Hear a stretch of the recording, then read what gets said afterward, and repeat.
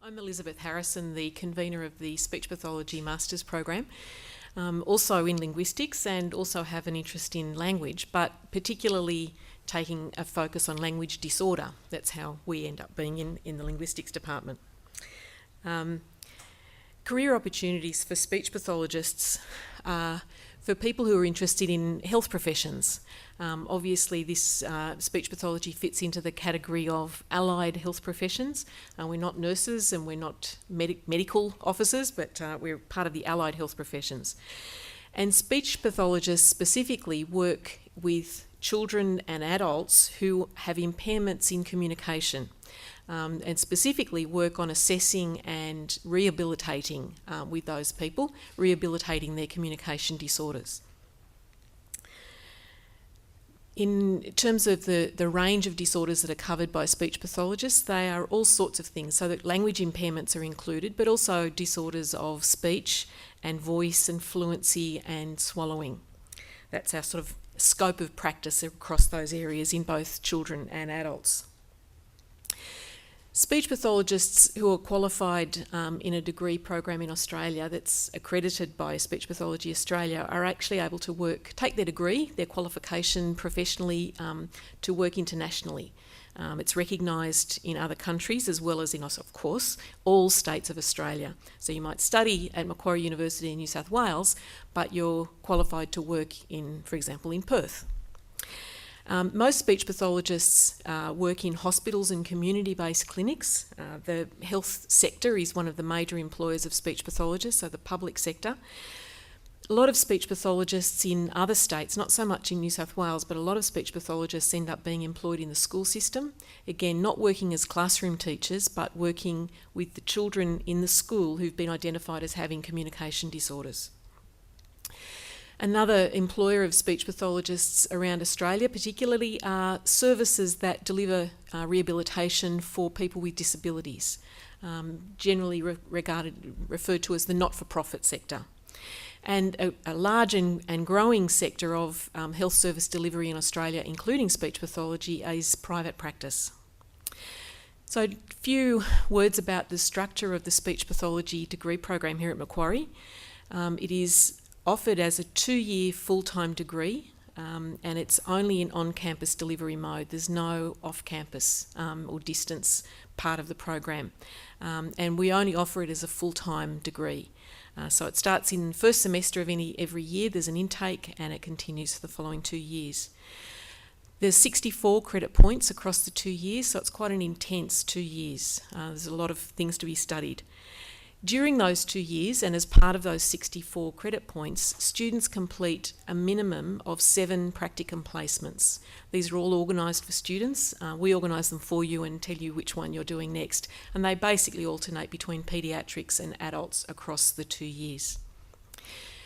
I mentioned that the course is quite intense. There's around 18 hours of lecture class time every week across the 4 semesters, and those classes are taught by academic staff and also specialist guest lecturers who, for example, this afternoon we have a specialist paediatric dentist who's going to be doing a lecture in a minute to the second year class.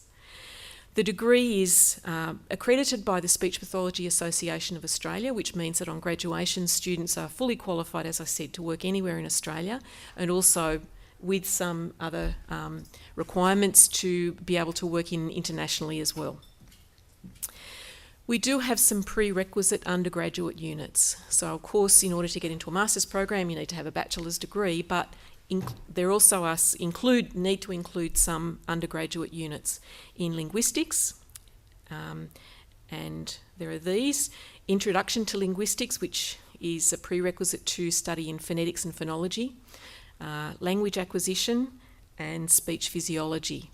Now, in the psychology area, there's units in Introduction to Psychology and Developmental Psychology. Now, these are all foundation units. During the master's program, the units that focus on communication disorders build on these topics, which are largely about normal development, normal phonetics and phonology, for example, normal language acquisition.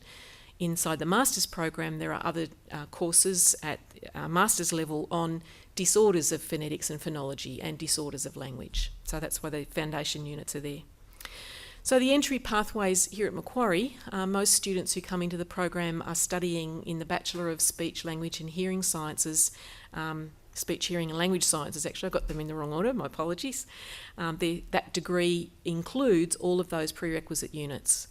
But some students at Macquarie or other universities will complete all of those prerequisite units or their equivalents as part of a different degree. So it might be a BA in Linguistics with some psychology units, or a BA in Psychology with some linguistics units.